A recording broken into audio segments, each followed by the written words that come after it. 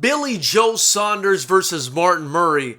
The prediction. Knuckleheads, welcome to the Fighters Rep, where we give you free fights, interviews, and fight commentary from the mind of a promoter / attorney. So they weighed in 167 and a quarter pound each guy. I saw articles online saying that Billy Joe Saunders looked weight drained, and I have to strongly disagree. I think both guys look ready and in shape. If anything, the one that was moving a little bit slow and sluggish was Martin Murray, but that's not to say that he's not in shape. I think the guy is in shape as he usually is and ready to go. And I'm very excited about this fight because not only do I like to watch Billy Joe Saunders because I think he's a slick boxer, he's also a southpaw and hard to deal with, but I also think Martin Murray's a very tough guy.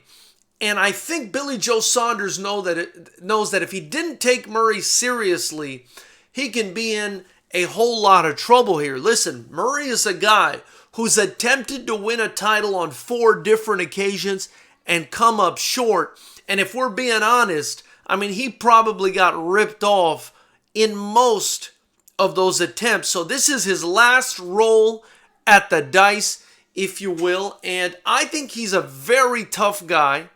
That's probably his main attribute as a fighter. And I do think he's going to put in a spirited effort. Now, a lot of times, Billy Joe Saunders fights down to the level of his opponent. And that's not to say that Martin Murray fights at a low level, but at this point, knuckleheads, Billy Joe Saunders is just 31 years old and priming. Martin Murray, I think at this point, has seen his best days. He's 38 years old, and in fact, his last loss was to Hassan and Dam, who at this point, not really a factor at the super middleweight division at all. We saw what Callum Smith did to him. So I just think, at this point in their careers, Billy Joe Saunders has a tremendous advantage, both as far as momentum and youth and everything else. I do think, though, that because what's on the line, that title, because that's on the line, Martin Murray is going to bring his A game.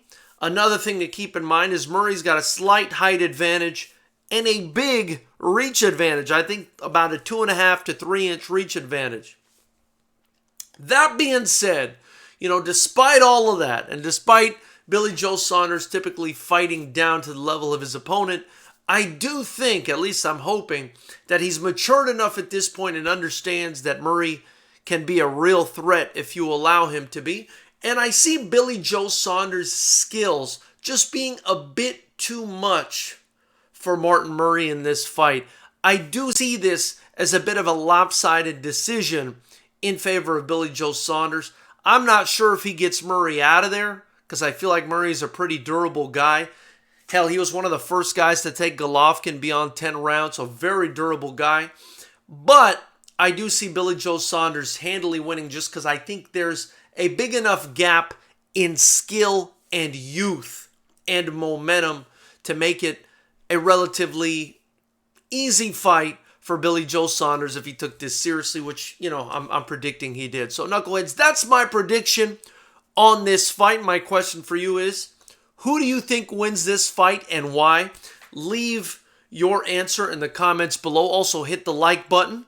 And then make sure you hit the subscribe button, the bell notification icon next to it, so that you could join Knucklehead Nation, the most educated fight channel on YouTube. And the only channel where, as you click below to donate or get your shirts, hoodies, masks, or whatever, like this dope Fighters Rep shirt, you contribute not only to building this channel, but the only kickboxing promotion that matters. Your help is greatly appreciated, especially now during the lockdown where we can't put on fights. So I'd appreciate you guys getting your shirt, donating, and obviously letting me know who you think is going to win this fight. Knuckleheads, I look forward to hearing what you have to say.